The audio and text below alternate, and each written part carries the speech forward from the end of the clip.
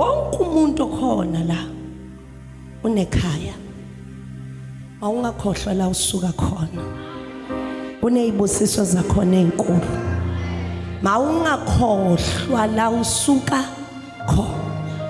ngiyizwe enye ingoma yesiZulu ithi kusekhaya la noma ngabe izindle ezodaka asikhethi la sizalelwa khona abanye bethu sisuka odake but akumelanga sikhohlwe la sisuka khona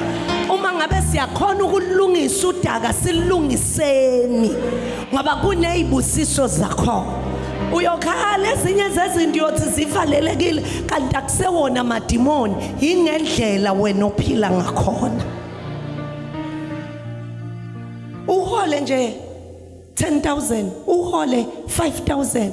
maruma wakhe akazi neberet yakho nje beret sokuyisinyana nje lakho sikhafunyana athi lokho komntwana wami nikhona bazalwane mawungakhohlwa la usuka khona nikhona bazalwane kuwesike nangabe uze waphapha njengathi bomamdlovu wahamba wongena emzini yabantu wathi ufuna ukushada ngoba sewuthwela amakhaya amabili awuqale ekhaya kini uqala la uganwe khona ulungise khona bese kuba ikhona yolungisa ekhaya kini nikhona bazalwane oh nasenikweqa amehlo manje angithi wakhishwa wena wakhishwa ngebhokisi qala la ukhona khona awukwazi ukuyothenga ikhethini elisha ekhaya kini ungakalithengi la emzini la ukhona khona nikhona bazalwane awukwazi uyothenga igawuni kama wakho ungakamthengeli umamezala igawuni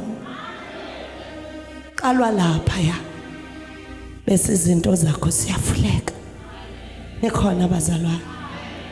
bese uyamfundisa nomyeni wakho ungafuni njalo kuhlale kubatshazwa wena ukuthi yazi nje nakukhona ukhanya uyenzeka noma ngathiwa lo myeni wakhe akakwazi kwenza uyamtshela ukuthi ugogo ngibona ngathi ifridge ayisekho lapha ekhaya uma kuvumela ukuthi ayithengwe le fridge awubese khamba wena makwakhe ayobonga wena fanele ufike umtshela umama uthi mama umkhwenyana ukuthengele nansi ifridge uma wakhamba yobonga kubani kumkhwenya hayi kuwe nawe ndodo ungafuni uma wakha praise wena ukuze lo makoti wakho bamthande kuleli khaya uthi mama hey umakoti wakho ukuthengele nasi istofu sengimthuthelisile sengiyekela uNkulunkulu akasize sibe abantu okuphilekayo nabo nathi sikwazi ukuphila kanye nabantu